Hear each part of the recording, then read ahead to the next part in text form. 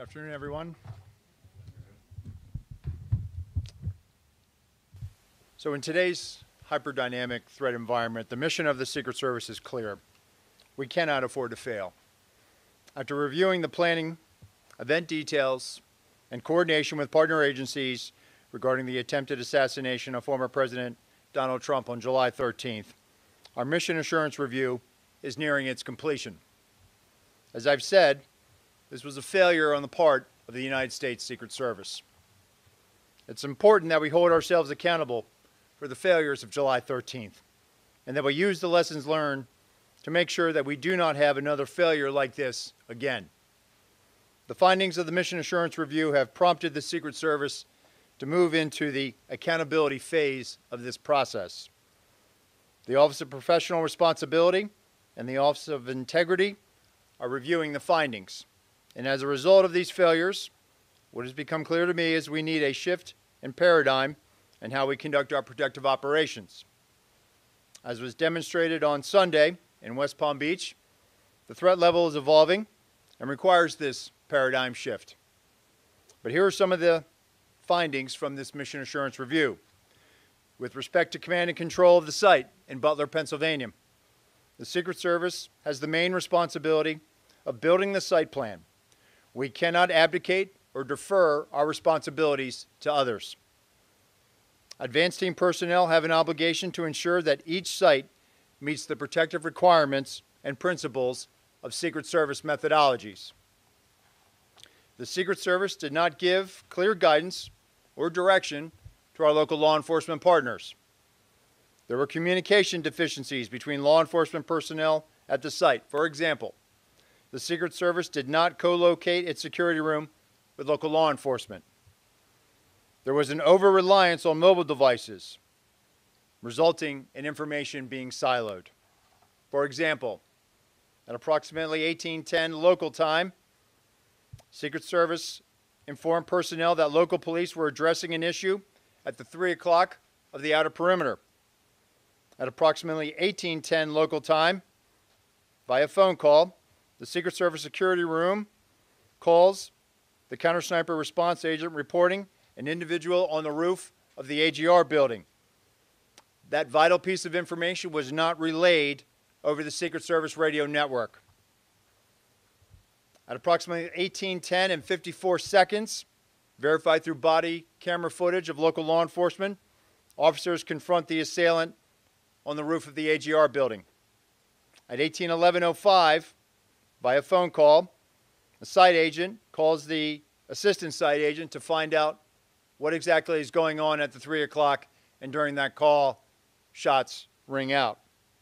At 18:11:32, verified through body camera footage, the first series of shots are fired by the assailant. At 18:11:36, again verified through body camera footage, a second series of shots are fired by the assailant. At 18:11:47, through body camera footage, Secret Service counter-snipers neutralized the threat. With respect to diligence, line-of-sight issues were acknowledged, but not properly mitigated. Issues were encountered the day of the visit with respect to line-of-sight concerns, but they were not escalated to supervisors. While some members of the advance team were very diligent, there was complacency on the part of others that led to a breach of security protocols. With respect to accountability, the Mission Assurance Review has identified deficiencies in the advanced planning and its implementation by Secret Service personnel. These employees will be held accountable, and this agency has among the most robust table of penalties in the entirety of the federal government. And these penalties will be administered according to our disciplinary process. But due to federal regulations, I cannot get into personnel matters as they are proceeding. With respect to a paradigm shift, we're at a pivotal moment in the history of the Secret Service and at a pivotal moment in the history of our country. And I've directed that the Secret Service embark on a significant paradigm shift that will redefine how we conduct protective operations. What occurred on Sunday demonstrates that the threat environment in which the Secret Service operates is tremendous and under constant threat. And we've been in this heightened and increasingly dynamic threat environment since July 13th. This reality has necessitated that we significantly increase our protective footprint, and we've already begun to do so following the events of July 13th. This increased operational tempo requires additional resources to not only account for costs being incurred today, but ensure that we have the tools, the technology, and personnel needed to meet these new requirements and execute our mission going forward. The paradigm shift will be a driving force to move the Secret Service from a state of reaction to a state of readiness. And the vision is for the Secret Service to be more agile, with the ability to escalate protection to the highest levels for numerous protectees for undetermined periods of time. But in order to do this, we need additional personnel, technical assets, and equipment for the sustainment of immediate and future needs. Our personnel have been in a state of hypervigilance following July 13th. We are certainly working our people hard, and I've used this term publicly, redlining. This cannot be about working our people harder. So with respect to changes, the workforce, the American public, they can expect changes in our processes for advances. There will be an increased use of technology, not only to assist in communications, but also situational awareness when we're doing our protective mission. There will be organizational changes. For example, I've already directed the creation of an applied research and development section to field new technologies, leverage the research of other government agencies, and calibrate our technical security assets to stay ahead of threat vectors and technical collection impacting Secret Service equities. This will be an iterative process, meaning it will be constantly evaluated, validated, updated, and evolving. We cannot be stagnant. And we must be weaned off the reliance of partners within DHS to assist us during high operational times. The Secret Service should be self-reliant outside of national special security events. However, we recognize that we will always need assistance from our partners within the Department of Homeland Security and our partners at the Department of Defense. And I want to take this moment now also to thank our workforce. I want to conclude by thanking the men and women of the Secret Service who are working tirelessly. This summer, we experienced an unprecedented operational tempo for our agency. Within a 45-day period, the Secret Service successfully implemented our operational security planning at 3 national special security events: the NATO Summit, the Republican National Convention, and the Democratic National Convention. We successfully protected both the presidential debate in Philadelphia and multiple protective visits commemorating the anniversary of the September 11th attacks. All of this took place while protecting major party candidates on the campaign trail. This high operational tempo continues as the Secret Service prepares for the United Nations General Assembly next week, where we expect to protect more than 140 visiting world leaders and heads of state. I am proud of all that we've accomplished in a very difficult and tumultuous time for the agency. And I recognize and thank the men and women of the Secret Service and their families for continuing to make great sacrifices in support of our enduring mission. And with that, I will take questions. Director, given all of the attention and scrutiny related to these events, Sir, given all the attention and scrutiny related to these events, do you believe your highest level protectees will now need to campaign differently in how they organize their events and in how they live their daily lives, things like trips to golf courses or recreational time? Will they have to live differently in order to be safe? Well, ultimately, Kelly, it's the responsibility of the Secret Service to make sure that we provide a secure environment for our protectees. We want them to make sure that they can live their lives with some type of normalcy, but they must do so with us providing the highest levels of protection, which we have been doing since July 13th. And so it's ultimately our responsibility to make sure that wherever our protectees go, we are creating a safe environment. And that comes back to us being able to use our methodologies, to use our redundancies, our systems that we have in place to create those secure environments. Do they need to campaign differently, sir?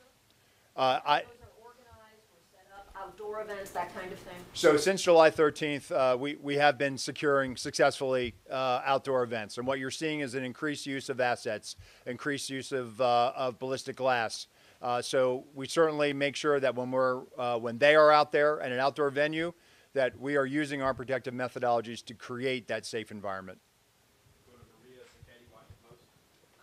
Hello, Director. Thank you for taking the time. Could you just kind of go into a bit more detail about the conversations you had with Trump campaign staff about the selection of the Butler site? The report says that Secret Service agents saw it as a challenge, and the staff wanted to have the rally there. Did the staff go against your recommendation? Can you speak to exactly what was said and what the outcome was? So, listen, the staff chooses a site, and ultimately it's on the Secret Service to secure it. So when the site was selected, the advance team went about identifying areas of concern. The AGR building was one of those hazards that was identified. But let me just be clear, Maria. Ultimately, it is the Secret Service's responsibility to secure a site. We certainly have conversations, and it doesn't matter whether it's a campaign staff or a White House staff. We have conversations, and we have very good working relationships with those staffs. But ultimately, it is the Secret Service's responsibility to secure a site. Your comments? Director, thank you. Based on your review and analysis, what is the reason, what's the best explanation for why there was not law enforcement personnel covering the roof, physically on the roof itself, or making sure someone could not get on top of the roof? And the follow-up question would be, how disappointed are you in what you described as deficiencies in diligence? Sure. So ultimately, Pierre, we have to be very direct and clear when we're talking to our state and local counterparts. With respect to Butler, I think what the Mission Assurance Review has identified is that there was that lack of clarity. And I can tell you, since July 13th, when I've been out on the road and I've watched field offices, and I gave guidance upon becoming the acting director to the field. We have to be very clear when we're talking to our state and local partners. We value those relationships with them. We need them to be assisting us and be shoulder to shoulder with us. And it appears that there was that lack of clarity with respect to Butler. And go again with your follow-up here. So there was a lack of clarity that roof should be secure, period, full stop. There was discussion about how the roof was going to be secured, and I think what it came back to is we should have challenged how that mechanism was being implemented. Meaning, we should have been more direct. We cannot be overly deferential to state and local law enforcement. Ultimately it's our responsibility, and so we just have to be very clear when we're asking them for support. They want to help us, and what we found is that in this, they in the mission assurance interviews, it became apparent that in comparison to prior visits to that area, there was one prior visit in 2020, that there was a lack of assertion with respect to what exactly state and locals would have to require or would be required to support that advance. Clarity on the second question. Simply, how disappointed are you when you see that, as the report states, that some personnel did not follow Secret Service protocols? Well, I'm not going to get into employee disciplinary matters, but what I can tell you is the men and women of the Secret Service are dedicated professionals. And so while July 13th is a failure, we're not proud of it, but we certainly have been rising to this moment. The men and women in the field are rising to this moment. They are working tirelessly to make sure that the people we protect are safe. And so I will never be disappointed in our folks. I am proud of this agency. I am proud of our people. Hi, thanks so much for doing this. On the question of the AGR buildings, is there a process that's standard for the day of the event that somebody from the Secret Service looks around and makes sure all of the assets are where they are? And since the roof of the AGR building was such a glaring omission, why didn't anybody raise that issue at the time? Or secondly, in the security room, look and say, I don't see any local police in here. How are we going to hear them? Right, and I think that was a failure to challenge our assumptions. The assumption that local police were going to have more of a presence in that AGR building.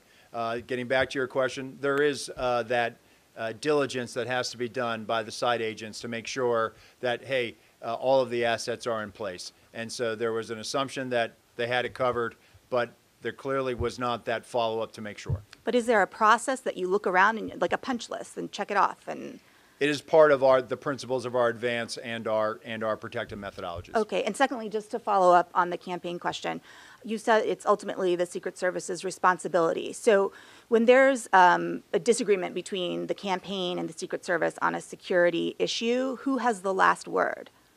So it's not about disagreement, it's about a negotiation. They certainly don't want any harm to come to their principal, and so they respect us. And so usually what it boils down to is escalating it up to a supervisor and a senior staff level. What I can tell you is that if there were discrepancies, and there were, regarding how the site was supposed to have been secured, how supervisors were briefed, and supervisors reported in their mission assurance interviews that they envisioned harder assets to be able to secure that line of sight, to be able to mitigate anything that might have been looking in or would have created an openness on the site at the Butler Farm Show. And so on the morning of, if there were those deficiencies, they were never escalated up to the supervisors to be able to resolve. David Sponge, Fox News. Thank you, sir. I have two questions. They're related. The first is looking forward. The House just voted within the last couple of hours unanimously from those that were present in the chamber to give presidential candidates the exact same Secret Service protection as sitting presidents. My first question is, can you handle that? We've been doing that since July 13th, David. So what is the purpose of the bill? I don't know. You'd have to ask members of Congress that. What I can tell you is that when I say the highest levels of Secret Service protection, the former president is getting tactical assets. He's getting everything that the former president, that the current president has with respect to Secret Service assets. And that was my second question. Can you explain that former President Trump is getting the same protection as President Biden and Vice President Harris? Because a lot of members of Congress on Capitol Hill are skeptical about that. There's a lot of talk saying clearly he didn't have the same protection because if he did, the golf course would have been secure in West Palm Beach. Can you tell people what's going on with that? So with respect to West Palm Beach, what I can tell you without getting into our TTPs, our techniques, our tactics, our procedures, what I can tell you is that on that day, there were counter-sniper elements that were present with the former president on the golf course in proximity. There was an entire counter-assault team that was there in proximity. There was also a jump team in proximity. The advance agent who was part of the first element, whose goal was to sweep ahead, did his job. That young man is a very young agent, early in his career. His vigilance, his reaction is exactly how we trained and exactly what we want our personnel to do. He identified a threat, an individual with a long gun, and he made swift decisions and took a swift action to be able to mitigate that. No shot was fired at the former president. The former president was not exposed to where he was on the golf course. And what I've said, and I said this Monday, that the procedures work, the redundancies work, so that high level of protection is working. Nicole Scanga, CBS.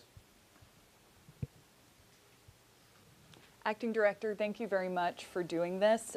Two questions, just one on West Palm Beach. The busy public road that is adjacent to that sixth hole where the suspect was hiding is a well-known blind spot on that specific golf course. Why did no one within the U.S. Secret Service sweep behind that fence line for threats?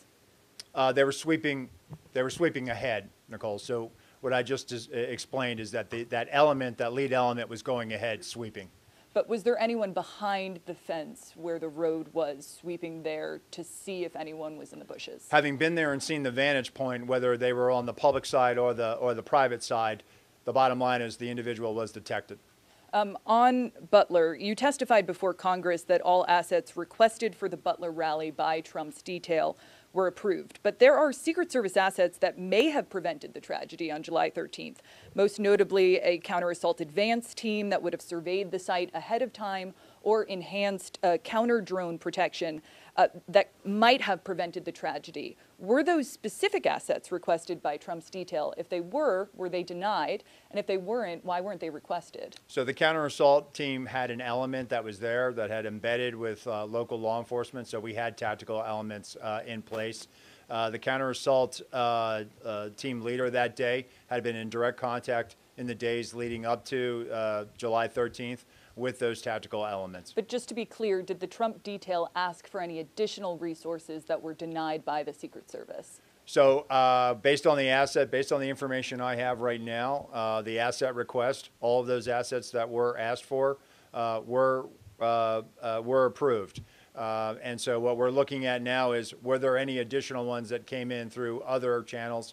But what I can tell you, based on the information I have now, the assets were approved. We'll go to Holmes or CNN.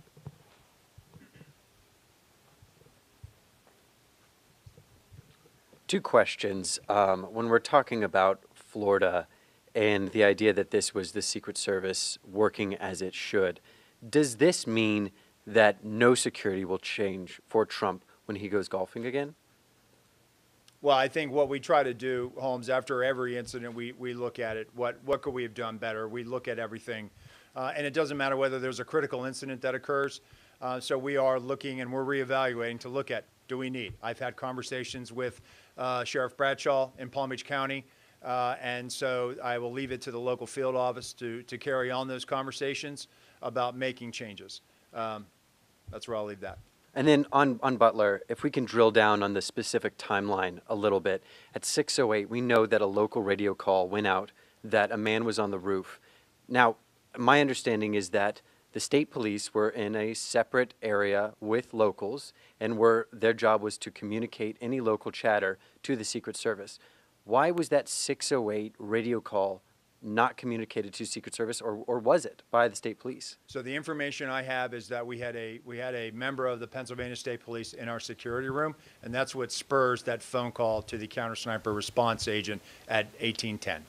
And so the state police never communicated a local radio call at 6:08 to the Secret Service? What I'm saying is that the personnel that was in the security room passed that information, and that triggers the 1810 phone call. Okay. We'll go to Rebecca Beach with the Hill.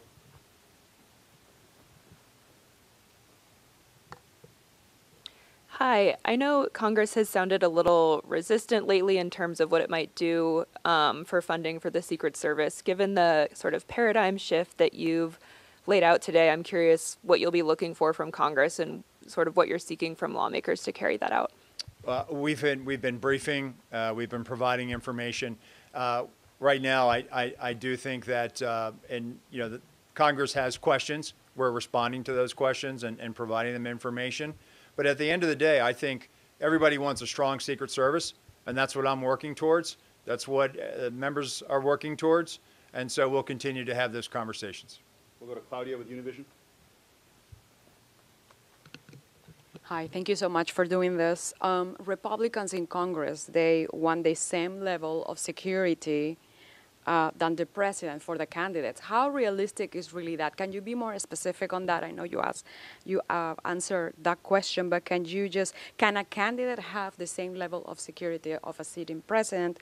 And also, what changes are we expecting in the security area after, where most of the incidents happened? So how I approach that, Claudia, is this. The way the Secret Service is structured, the President of the United States has the highest level of protection of any world leader, period, the end. The number of assets that the Secret Service provides and the Department of Defense provides is at the highest levels. Those same highest levels with respect to the Secret Service are being provided to the former president's detail. And so when it comes to maintaining this, where we are at right now is we have finite resources. The way we are structured with some of our classified assets, with some of our personnel, and with some of the president, we've now expanded that to include the former president. And so while we can do this, it is certainly, we are burning through a lot of assets and resources. And that's the argument that we've been trying to show. This isn't some pie in the sky trying to say, hey, we want this now. We are not capitalizing on a crisis. We are showing the math. We have finite resources, and we are stretching those resources to their maximum right now, which is going to require us to replace these assets. It's going to require us to also adjust, to look at this and evaluate that if we have to do this again, or do it because of some other situation that we have no other control of, we have to be able to sustain that for an indefinite period of time. And so I am hopeful, and I am certainly engaged in these discussions, and I feel like at the end we will get there because we have no other choice. What changes are you going to make outside of the secure area? That zone where everything happens? The outer perimeter. So Yeah. I think that's where we have to be very direct and clear with our state and local partners as to what we're asking of them. Go to Joe Khalil with News Nation. Thank you, Acting Director. I've got two questions. The first, it's our understanding it takes anywhere from 4 to 10 years for an agent to go through the training that rises them up to a presidential detail level. You've described a manpower issue. Given that, do you think that training timeframe might change so you can expedite getting more officers to a presidential detail should you need that? So we're not going to drop standards, Joe. We have not dropped standards. You do need to develop those agents, and when agents start, you cannot put them on the highest level protection, protecting a protectee. When they graduate from our training facility, they go to a field. They do advances. They do criminal investigations. The importance of having that what we call phase one, that's where those agents that are doing federal investigations, that are interfacing with local law enforcement, those are skills that they learn. Analytic skills, how to conduct a federal investigation, how to interact with a U.S. attorney, how to interact with a state or local agency. And all the while they're doing that, they're also popping in and out doing protection, whether they're doing it in New York City for a United Nations General Assembly, or they're doing in advance for a visiting head of state or a world leader that comes into their field office district. That's where they cultivate and sharpen those skills, and it will take them up until probably 4 years. Ideally, that sweet spot is between the 4th and 5th year where we send them off to a permanent detail. That's where we are getting to as far as the career path. And so it's critically important that we make sure that we still develop people. It is being on the Presidential Protective Division or the Vice Presidential Detail. It is a very, very high pressure situation. It requires a lot of maturity. It requires decision making, analytic skills, and the ability to problem solve. And it takes time to develop those skills, even though we've put you through training. The more seasoning you have in the field, the better off you're going to be as far as being a protection agent. So then how do you address the manpower issue quickly? So right now we've had robust hiring. This year, by the time we close out the fiscal year, we're going to hire more than 400 special agents this year. Right now, looks like we're going to have a net gain in the hundreds, triple-digit net gains, something that we have not seen in a little while. I can tell you that applications right now are at an all-time high for applicants seeking employment with the United States Secret Service. So I do believe that we are going to meet this. We have no choice. We have the 2028 Summer Olympics ahead of us in Los Angeles. The Secret Service will be responsible for the security planning of that. That is going to require a tremendous amount of personnel, tremendous amount of resources, and a tremendous amount of collaboration with state and local and other federal partners. We are going to get there. We are getting there now. We have filled all of our training classes going into this next fiscal year. So we're getting there. We have turned the corner. We're showing those metrics to Congress, and I think that's the question that they've had, and we are going to show them that we can deliver on this. And just second question is, former President Trump has said that he is going to the Alabama-Georgia football game this weekend. Are those kinds of events particularly concerning given he could be around tens, if not hundreds of thousands of people? So I'm not going to comment on protectee schedules. What I'll tell you is that each event is complex and each advance is different. And those advance teams, they know what they have to do to make a secure environment for our protectees. Thank you for doing this. You said we were now moving into the accountability phase of this Butler investigation.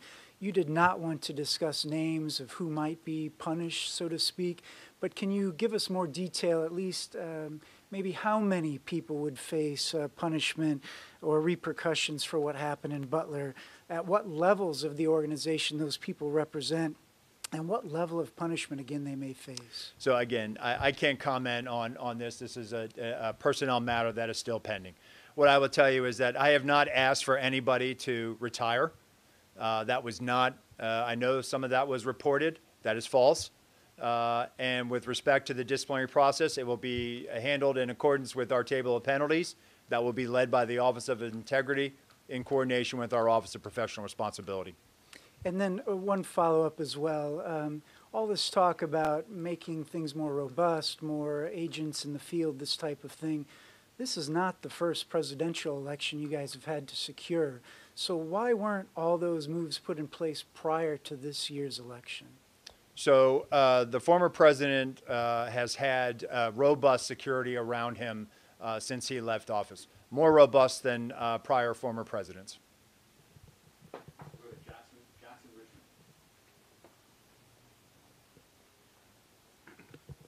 Thank you, Acting Director Rowe. Jackson Richmond, Epoch Times. Has security been adjusted or increased following the Florida attempted assassination attempt? After all, according to Congressman Matt Gaetz, a DHS official has warned that there are 5 assassination teams targeting former President Trump. The official warned that there isn't enough protection to deal with that level of threat. Are you aware of this assessment, and what is the Secret Service doing to respond? So I will tell you, as I mentioned earlier, we, of course, are evaluating coming out of West Palm Beach, and we're having those conversations with state and locals. I'm not going to talk about unnamed sourcing or the report you mentioned. I'm not familiar with that. And local law enforcement doesn't have the same training that Secret Service agents do. Will the Secret Service be training local law enforcement ahead of events as to prevent another Butler? So right now we're actually having some very good discussions with the Federal Law Enforcement Training Center about developing a curriculum to assist our state and local partners. And you know what I'll say is some of the things that we've been talking about. Our state and local partners, and I know people have said they're not trained like the Secret Service. Men and women of law enforcement protect their communities every day. They understand how to handle a crisis situation. They understand how to respond to a violent felony in progress. They know what their jobs are. We certainly, when we ask them and enlist their assistance, we're relying on them. So I think it's important that we always try to give back to them, whether it's through training or forensic support or investigative support. And so one of the things that we're contemplating now is partnering with the Federal Law Enforcement Training Center to develop not only a law enforcement guide, but also develop a training curriculum through FLETC with a cadre of Secret Service personnel to be able to train them in the principles of advance. And that will only help them when dignitaries come to their district, or perhaps if they're protecting a mayor or a locally elected official. So we're all about giving back to them. Next month, we're going to unveil a guide on how to come up with a multidisciplinary threat assessment team that's going to be led by our National Threat Assessment Center. So we are very, very in tune with what our state and local partners, how they support us, and we're constantly evaluating what we can do to not only bolster those relationships, but give back to them. Thank you. Sadie Gurman, Wall Street Journal. Wow, you guys have covered a lot of ground with the questions.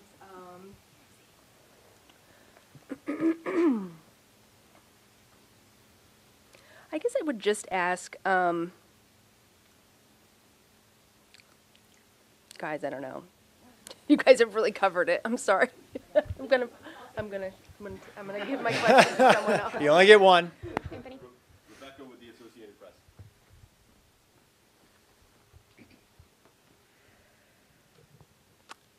I'm going to go back to the line of sight issues and the roof issues. Can you just lay out very clearly who was responsible for security on those roofs? Was it the locals? What was the plan and how did it fail? And then also secondly, you keep talking about a paradigm shift, but what does that mean? Can you kind of detail what you mean by that? So with respect to the AGR building, and that's where you're going for, right? When we construct a site, not only are we worried about who can get into a site, but also who can look into that site. So there should have been clear direction about what we needed done at the AGR building. That was discussed during the advance, but I think there was a lack of follow through based on the information I have now and what I'm seeing. There should have been better follow through in some aspects of that, about access control to that property, about access control to the collateral property of the AGR building. And so it was about not giving the state and locals clearer direction on what we needed done. With respect to the paradigm shift, this is about looking at the organization holistically. For example, the communications issue. Communications were problematic. And I think where I'm looking at is we need to have communications that are more closely aligned to the operations. And so coming out of July 13th, what I've seen and the direction I gave is we have to be very efficient with where we're putting our security rooms.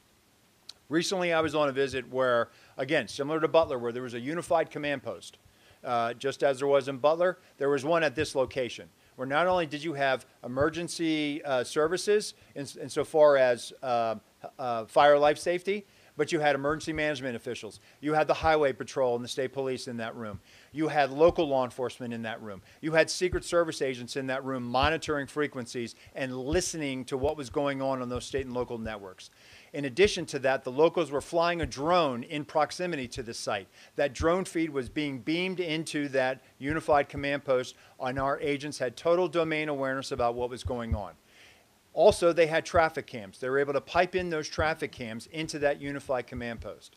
That is the model by which our field, they have taken this to heart, and those special agents in the field are now having those conversations, and they are directing exactly what we need, and they're posting our people exactly where we need to be, so that when our protectees are in a site, we have total awareness of what's going on around us, and we have total awareness of what's being communicated on those local networks.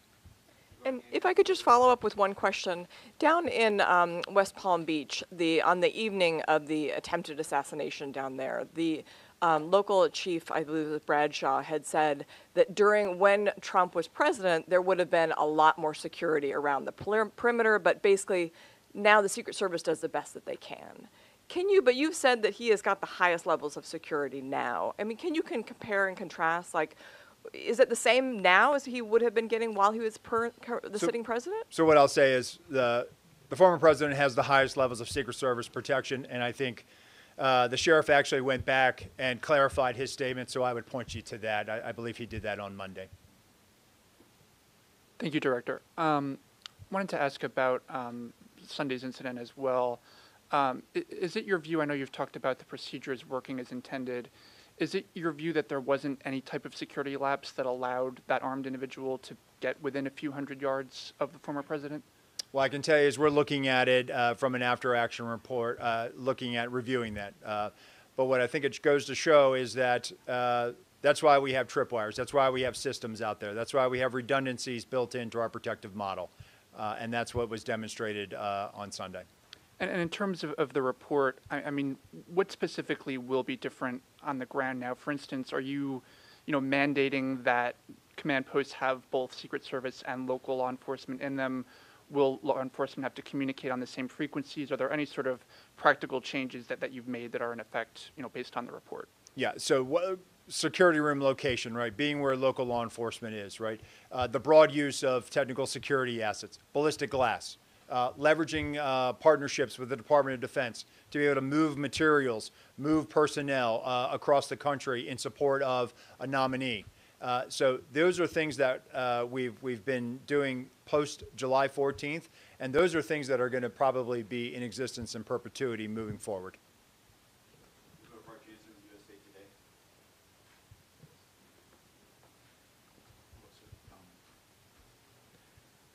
I also had a question about Florida. Can you say whether there's any indication that this suspect might have surveilled golf courses any time before Sunday, or what led him to choose that day to be there for maybe 12 hours? So it's an active investigation, so I would refer you to the FBI for that. And can you say anything more about golf courses are sprawling open places? Anything that would be publicly visible that you could say, here is how we are beefing up protection when a protectee is on a golf course? So again, what I've said, and I'll continue to do this, and I have to be very mindful of our techniques, our tactics, and our procedures. It is probably not good to continuously not only talk about Secret Service procedures, because we're telegraphing to adversaries. We're telegraphing to people who probably would intend to do harm to our protectees. But what I will tell you is that our model, our protective model, consists of multiple layers and redundancies. The outer, the middle, the inner, those are the layers. And then we have redundancies built into that. And so with respect to golf courses or any open venue, we apply those methodologies. Ellen Gilmer with Bloomberg will be next. Thanks, Acting Director. With regard to your conversations on Capitol Hill, can you talk about, for resources, do you need to have a specific dollar amount included in an upcoming CR to make things work, or would the anomaly language that the administration had previously requested, is that something you can live with? I'm not going to get into specifics because we're having those conversations, and out of respect for the confidentiality of those discussions, I'm not going to disclose a number. What I'll tell you is that we've made several presentations. We're working at the staff level, and we're having those conversations, and they are ongoing. And related to that, you mentioned earlier you want the Secret Service to wean itself from relying on other components of DHS in its protective mission. Is that contingent on getting those additional resources, either right now or at some point in the appropriations process? Well, I don't want to rule out that we'll never have to enlist the assistance of others through requests for assistance, and we do those memorandums, and we did that back for several presidential campaign cycles. But I think the importance here is we have to be able to, at a moment's notice, surge people to where they need to go. And if we're going to be having to mitigate, and that's what we do. We're in the risk mitigation business. We are not in the risk elimination business. And so we have to be able to have the personnel, the assets, and be able to spread those out for an indefinite period of time in the event that another situation, a geopolitical conflict, or some other tension requires us to do so. Ashley with the Examiner. Thank you. You've addressed the golf course incident in great detail, but I just want to ask, are you fully satisfied with the way the Secret Service managed the Florida incident on the golf course, or would you change anything? Can you answer the question that way? I'd say based on the information I have right now, I say that situation was managed according to our training. As soon as our agent discovered the individual, took swift action and took steps to neutralize that threat. Immediately upon doing so, he communicated over the radio. There was a communication of shots fired, which immediately, not only did our personnel assigned to the close protection of the president, of the former president, hear the shots, they immediately went into action. The counter-assault team went into action. The counter-snipers went into action. Supervisors and shift personnel immediately evacuated the president, took the most expedient route to where he needed to shelter in place. He had ballistic protection around him. They sheltered in place until they could determine, was this just the first wave of an attack? Immediately, local law enforcement assets responded to the scene. Local tactical assets that were partnered with our counter-assault team were also present, immediately responded. And so that barrier, those layers of protection, those redundancies, the redundancy was the agent that first discovered, followed by another set of agents that also set up that middle perimeter around the shift that was evacuating. And so in the case of West Palm Beach, based on the information I have now, and again, we will review it, it appears that those agents, those supervisors, made swift decisions and made correct decisions. Liz Landers with Scripps.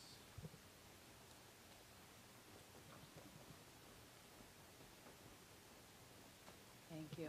Hi, Acting Director. I want to drill down on this issue of resources. You sent a letter to Senator Murphy and to Senator Britt on September 5th, and it became public. And it said in the letter, you wrote, "We do not believe that the security failures of July 13th, 2024 was the result of a lack of resources. I'm hearing you talk over and over again, and it says here at the bottom of this press release you guys have today, the agency must increase its protective footprint, including personnel, technical assets, and equipment. How do you square those two things? How do you ask Congress for more money when you yourself have determined that what happened on July 13th was not a lack of resources? So how I square that is as follows. Following July 13th, we immediately took steps to elevate the vice president, the former president, to the highest levels of Secret Service protection. We also took steps to elevate the protection of Senator Vance and eventually Governor Walz to high levels of Secret Service protection. And what I was talking about earlier is the way we are structured, and I go back to this, the President of the United States is the most highly protected individual on the face of the world. That is how the Secret Service is built. That is what we are primarily focused on. And then once you have those assets and resources, they are also committed to the vice president.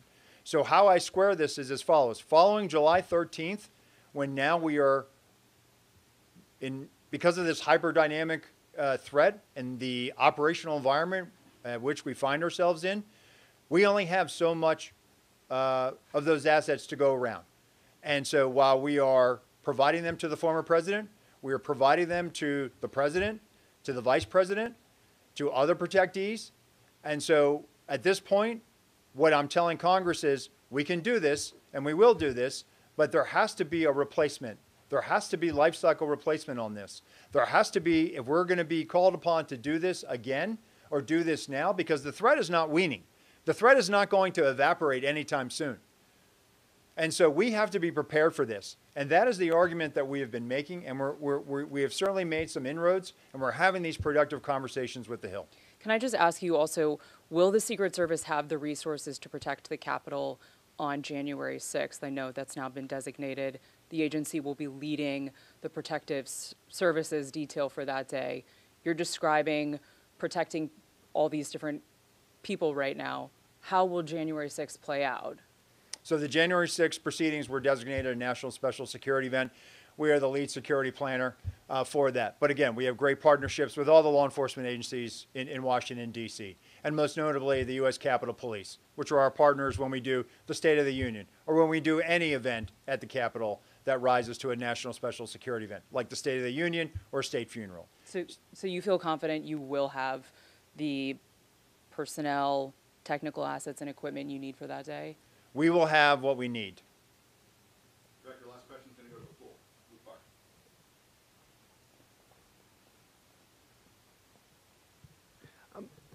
Do you think that by Congress legislating the protective detail regulations, do you think that is helpful in terms of being able to staff up or staff down the agency when you need?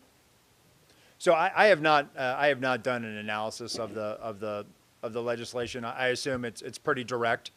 But look, as I stated, I'm sure Congress wants to make sure that the Secret Service is strong. I don't know the intentions behind this piece of legislation, but what I'll just point back to, coming out of Butler, coming out of July 13th, we've been providing the highest levels of Secret Service protection to the former president. Thank you. All right, thank you, everyone.